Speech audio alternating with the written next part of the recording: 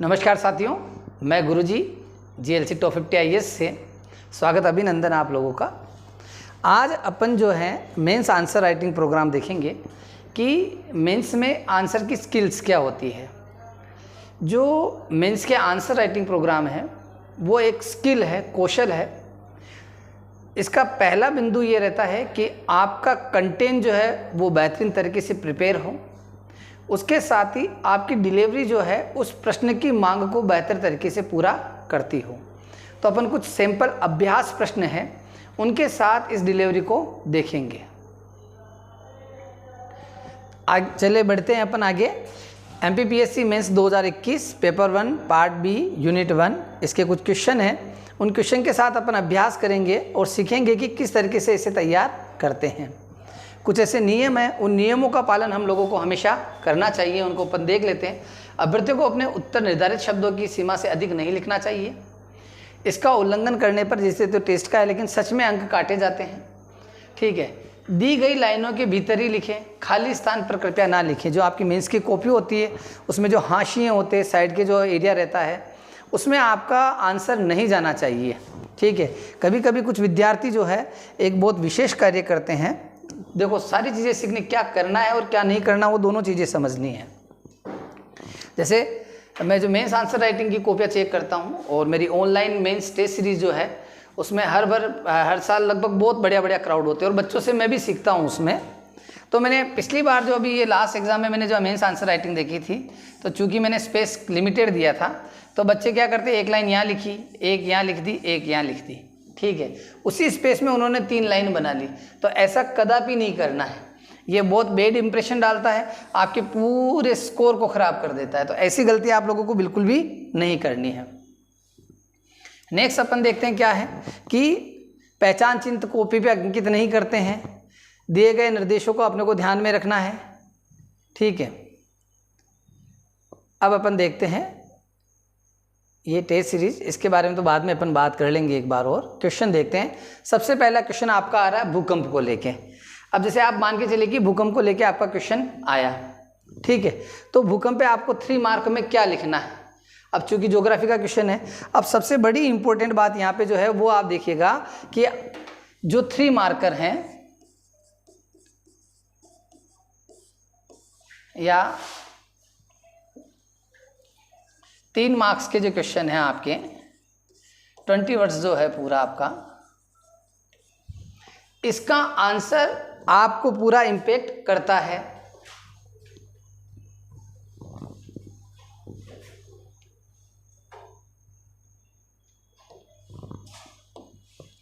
Pen का colour बदल लेता हूं, आप लोगों को बढ़िया से दिखेगा। ठीक है, अब सही है जनाब। अब 3 मार्कर आंसर के अंदर आपका भूकंप लिखना है आप लोगों को। आप शांति से सीखे, कोई जल्दी नहीं रखे। और ये उन लोगों के लिए तो वीडियो बिल्कुल नहीं है जो इस काम में पहले से महारत है। ठीक है, वो तो अपने अनुभव मेरे साथ आके शेयर करेंगे। ये 2 लाइन आपके पास लिखी हुई, तो चूंकि आपको वहाँ पे क्वेश्चन दिया गया भूकंप, अब आपको क्या करना है, इसके 2 पार्ट रखने हैं। ये जो 2 लाइन है इसके 2 पार्ट, इसका कैसे यूटिलाइजेशन होगा अपन लोग देखते हैं। ये वाला जो पार्ट, इसमें अपना आंसर चलेगा। जैसे पृथ्वी पर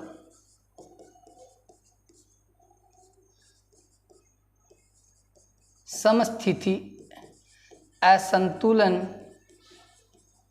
के कारण उत्पन्न कंपन भूकंप कहे जाते हैं।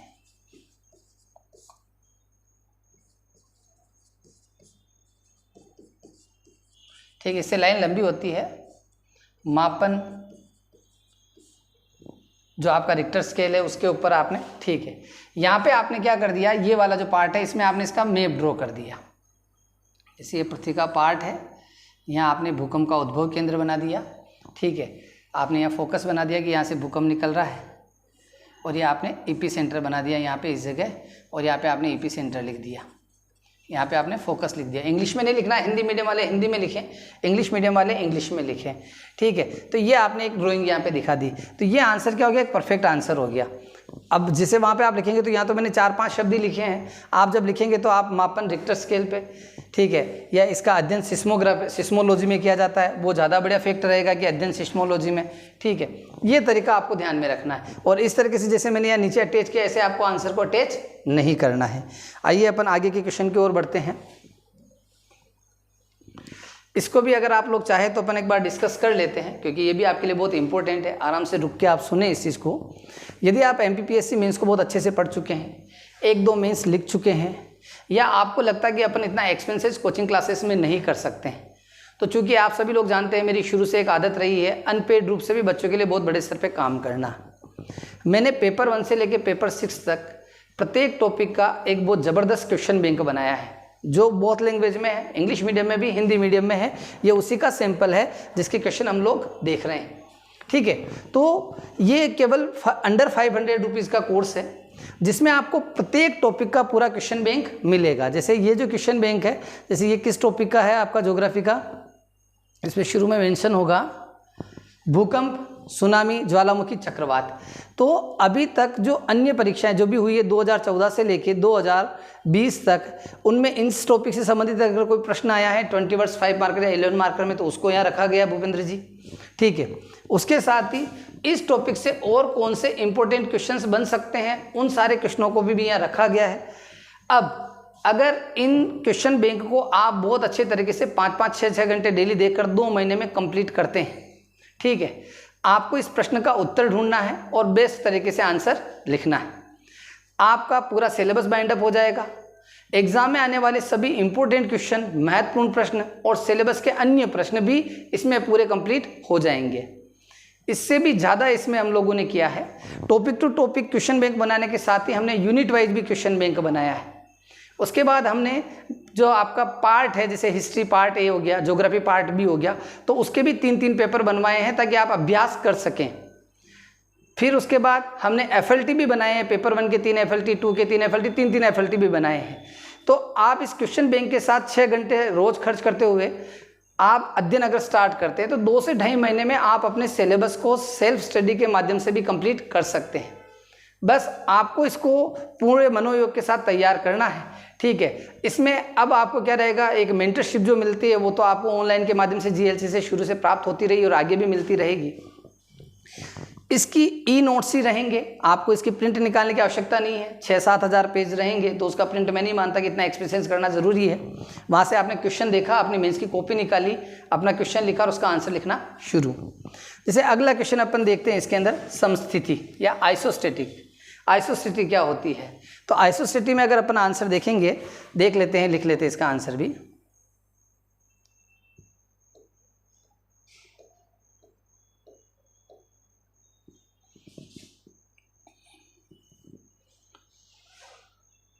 पृथ्वी पर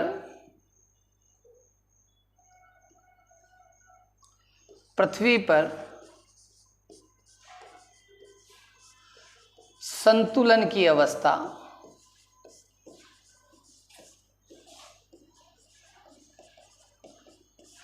अर्थात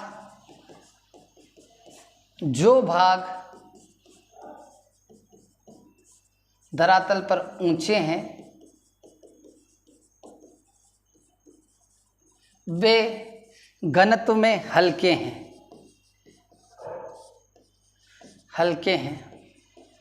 वहीं निम्न भाग अधिक घनत्व वाले हैं।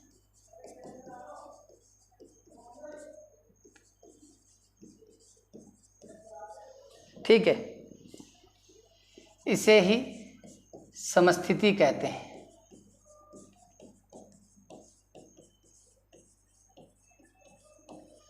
अब आपको लगता है कि वे जैसे इसमें अगर आपके पास और स्पेस विद्यमान है और आप इसमें अगर मैप ड्रॉ करना चाहें तो आप कर सकते हैं। कैसे? जैसे ये पर्वत, ये पठार, ये मैदान, ये आपका सागरी भाव, ऐसा। तो यहाँ पे एक संतुलन की दिशा बनेगी हल्के, कम, हल्के, ऐसे। तो ये एक आंसर राइटिंग का आपका पैटर्न हो गया। नेक्स्ट बढ़ते हैं अपन लोग और प्रत्यास्थ पुनः संचलन सिद्धांत, ठीक है, इलास्टिक रिबाउंड थ्योरी, ठीक है, ये किसने दी थी और किससे संबंधित है? तो सबसे पहले वो तो ध्यान रखना है कि ये थ्योरी दी थी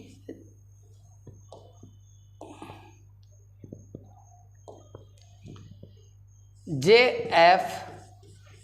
रीड महोदय द्वारा प्रतिपादित,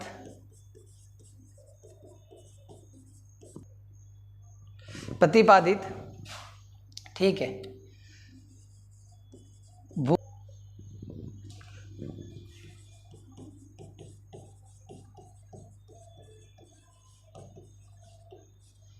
मतलब ये किसने दिया? J.F. रीड ने दिया। किसके संदर्भ में दिया? भूकंप की उत्पत्ति के संदर्भ में दिया। और क्या दिया भूकंप की उत्पत्ति के संदर्भ में? इन्होंने बताया कि जो चट्टानें हैं उनमें प्रत्यास्थता का गुण होता है, प्रत्यास्थता के गुण के कारण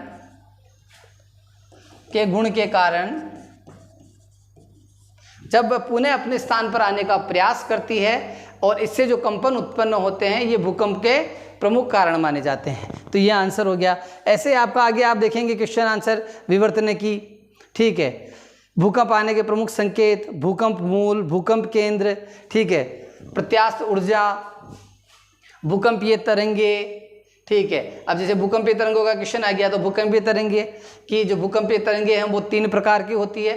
आपने लिखा P वेव्स प्राथमिक तरंगे, S वेव्स द्वितीयक तरंगे, L वेव्स सबसे अधिक घातक धरातल के लिए जनहानि के लिए जवाब दे। और यहाँ पे आपने क्या कर दिया, जो आपका मैप है वो बना दिया, आपकी जो ड्राइंग है रेखा चित्र वो आपने बना दी इसमें कि भाई इसके अंदर जो ये वाला रेखा चित्र बनता है वो आपने बना दिया। ये आपका क्रस्ट, मेंटल और कोर, और यहाँ पे ये आपने वाइब्रेशन करा के यहाँ निकाल दिया। ये आपने P वेव्स लिख दिया, यहाँ इस तरीके से आपने निकाल के S वेव्स लिख लिया, और धरातल पर आपने चलने वाली बता दिया L वेव्स, इस तरीके से। तो ये आंसर आप इस तरीके से लिख सकते हैं। और ये क्वेश्चन बैंक आप लोगों के लिए रामबाण का काम करेगा। ये क्वेश्चन बैंक आप अच्छे से देखें, ये केवल एक टॉपिक का है। किसी भी ईयर में इससे रिलेटेड कोई प्रश्न आया है तो मैं आपको दिखाऊंगा कि वो आया है तो उसको हमने कैसे मेंशन किया है। और आप हमारे ऑफलाइन क्लासेस भी ज्वाइन कर सकते हैं, ऑनलाइन क्लासेस भी ज्वाइन कर सकते हैं। Online video lecture plus test series program है, online only video lecture program भी सेपरेट कोर्स है, ऑनलाइन टेस्ट सीरीज एक सेपरेट पोर्शन है, ठीक है। और ऑनलाइन टेस्ट सीरीज GLC है, इसकी सबसे डिमांड फुल रहती है। आप हमारे YouTube चैनल पर जाके पब्लिकली बच्चों के जो फीडबैक है वो देख सकते हैं कि कितनी हेल्प उनको इससे मिलती है। नवाचार पे विश्वास करें, नवीनता पे हमेशा विचार करें, ठीक है, क्योंकि सफलता के लिए मौलिक लेखन और अच्छा उत्तर लेखन आना बहुत ज़रूरी है।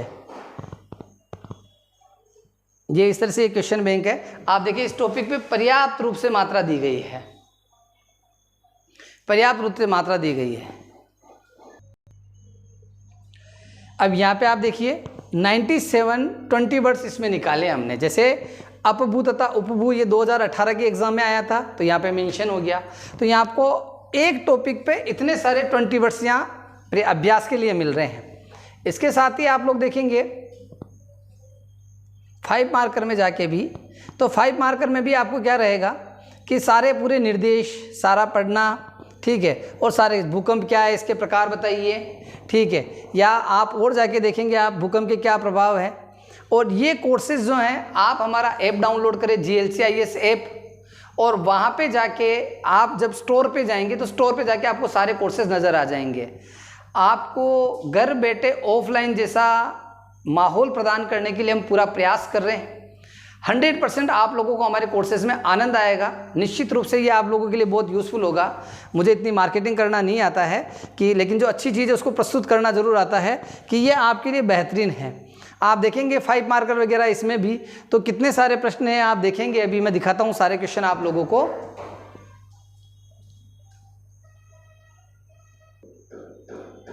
जैसे चक्रवात के प्रकार बताइए, ठीक है, तो यहाँ पे अपने को क्या है 8 लाइनें दी गई है, 8 लाइन का मार्जिन है, तो आपको भी घर पे उतने में लिखना है।